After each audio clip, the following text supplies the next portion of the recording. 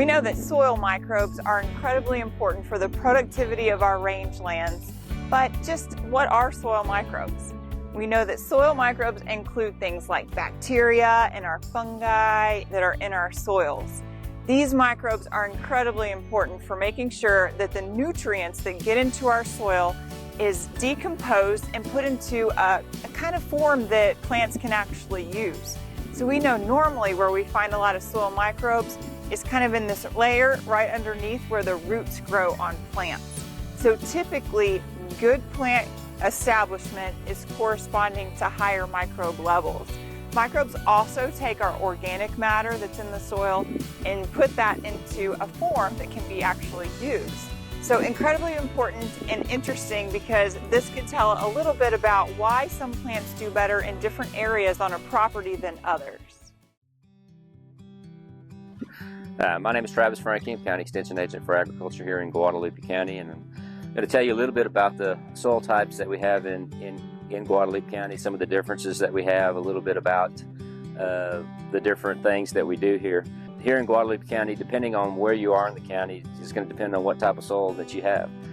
We range anywhere from the extreme sugar sand down in the southern part of the county to the Houston clays in the northern part of the county, the sandy loams along the rivers, things that go through here. So it's a challenge when you're growing different things here in the county to know what type of soil type that you have in order to be able to fit what you're trying to do in that particular soil type.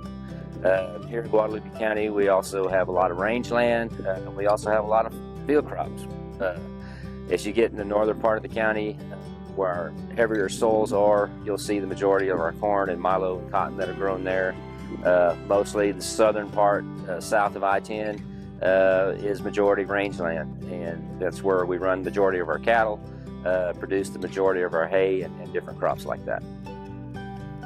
We bought this place 12 years ago, and it was a fascinating place to me because it was sandy, and then it transitioned to darker and darker soils till you nearly got into blackland in the creek bottom, and the hills were really sandy.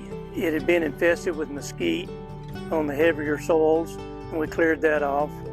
We went in and planted some native grass, and then on some of the salmon soils we planted Bermuda grass hybrids.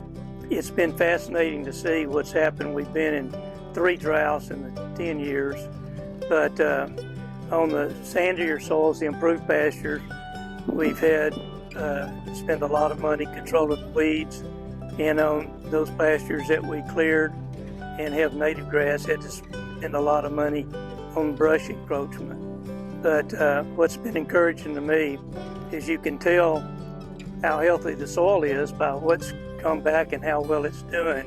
And those native grasses in the healthier soils have really flourished. But what I have found is, especially in these droughts, it's key to rotate and how to give them the rest they need to recover. And I found that it didn't do much good just to try to cut the stocking rate. I needed not to stock it lighter, I needed to stay off of it at times. So the improved pastures have been very helpful there. But the trouble with improved pastures, when you don't get rain, you can't melt the fertilizer, and so that's been a challenge too.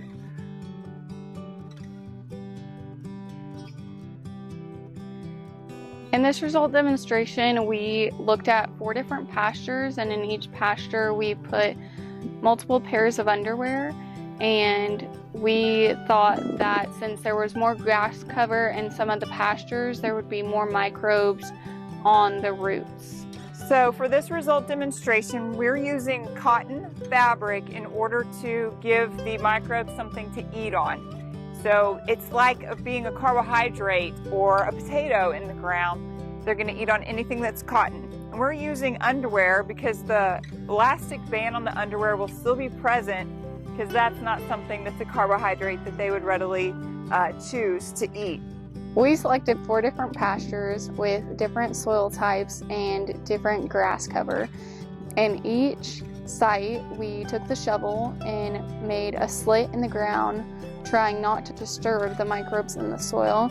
And we put the underwear in the ground, and we tied it off so we could find where the underwear was. We dug them up at 4 weeks and 8 weeks to see the differences in how fast or slow the microbes will grab onto the underwear.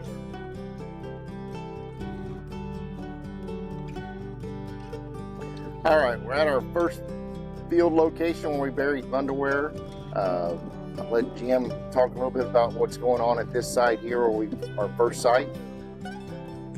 Well, I was curious about, you don't have to go 15 yards to the north, and the medial blue stem that I'd planted was flourishing. And the farther you went in a certain direction, the better it did. And then you'd get in a place like this and it was way behind. So we put our first plot here to see what the difference was between where the ground didn't have near the grass cover that I wanted, and what was different about this plot with the plot just a little bit farther north. Now we've moved over to site 2. We have got a little different soil type over here and a lot more vegetation on this site. Well, what was fascinating to me was right across the fence and right here, we planted medial blue stem in 2012. And it got so thick in here that it was hard to get the cattle to graze it.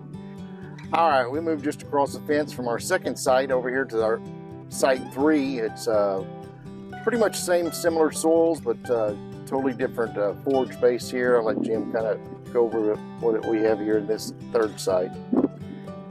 What's strange about this is how the medial blue stem seemed to really flourish just across the fence, and this was Bermuda grass, did better. And with the drought, the Bermuda grass got really thin. We're at our fourth and final spot selected for our underwear test. This is the sandiest of the 4 soils. I'll let Jim just give you a little bit brief history about this pasture up here and some of the production he's gotten off of it.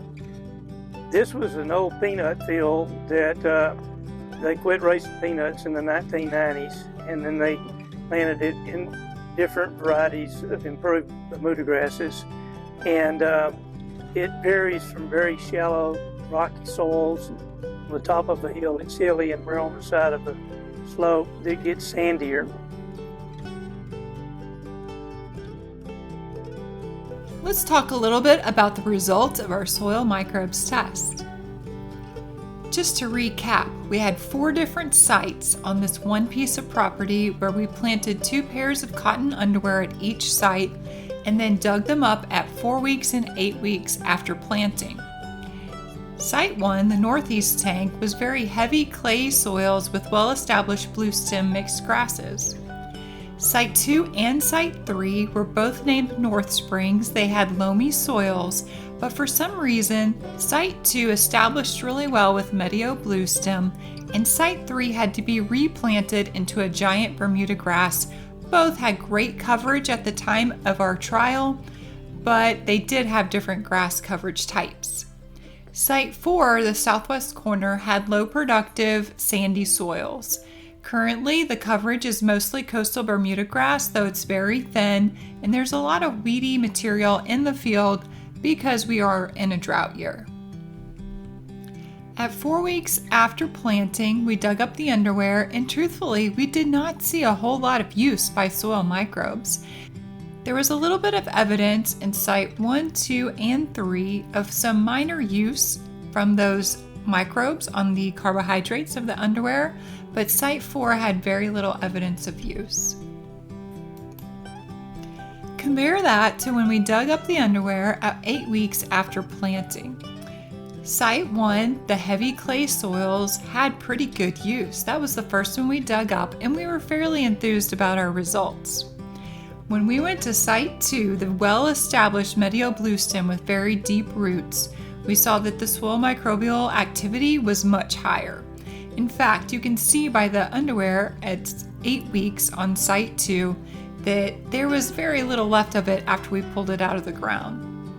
On Site 3, the same exact soils but with giant Bermuda grass instead of the deeper Medio blue stem, we saw adequate usage of the underwear, but not nearly to the extent as at Site 2. And finally, Site 4, the southwest corner that was very sandy, had a little bit of use on the underwear, but probably the less amount eaten compared to the other 3 sites. Though we weren't completely sure about what we would find, Site 1, 2, and 3 did show that well-established plants create healthy soil microbe communities underneath the ground, whereas Site 4, where the plants are not as well established on those sandier soils, there's not as much organic matter there holding moisture in. We just saw less microbial activity and less use on our underwear.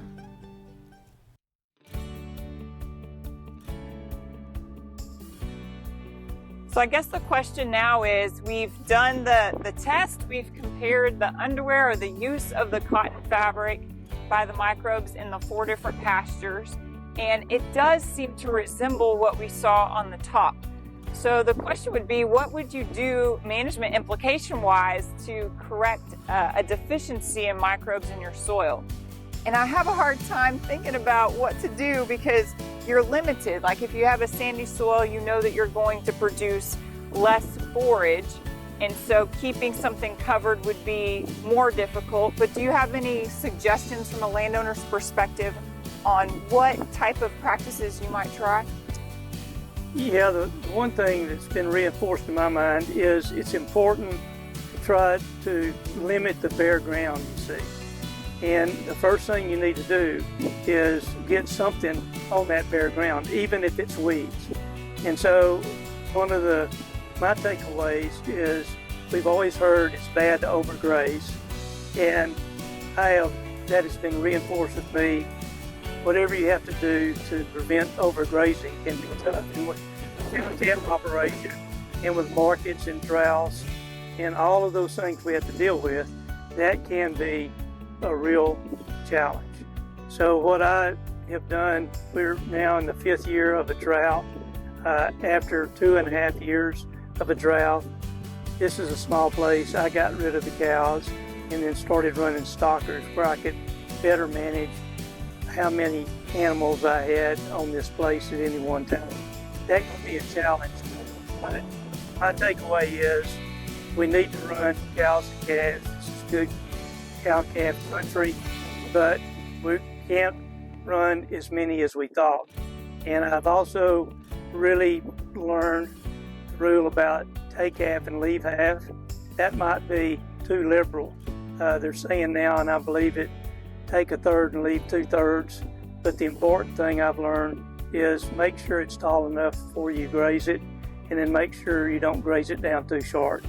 Beyond that, I'm still learning. I think those are great principles. I know they're really studying microbes a lot because they have the ability to increase the carbon sequestration and really help with the soil aggregates and allowing water to be infiltrated easier. All important things we need in our current climate. But I agree with you. I think there's a lot we can do management-wise to try to prevent getting in a position of low microbial activity, and remembering maybe to be patient because there's some years that just are not going to be as good because microbes don't like it when it's really dry and they don't like it when it's really wet. So we have to kind of work in between those extremities. That's another lesson that I've learned. I'm 75 years old now. I've been through a lot of droughts. But one of the things that I have learned is you cannot take away any single year in your management. And just because you had great production this year, it doesn't mean you're going to have great production next year. In fact, if you overproduce, you're probably going to hurt you. And I start going back and looking at my 10-year records. Good records are important. And so I'm managing for 10 years and 20 years now, even though I'm 75, not just this year or this season. The other thing that I did mention, but what I have found by when you have that litter, that cover, is the whole water retention. And what we're seeing is those areas that can retain water or utilize better the water that they do get when it rains. You can really see the difference in the productivity and the micro activity. So yes, that's something I didn't want to forget to mention. That's excellent. All right, and that's what we found, and I think that it tells you a lot about principles to be followed and hopefully good weather.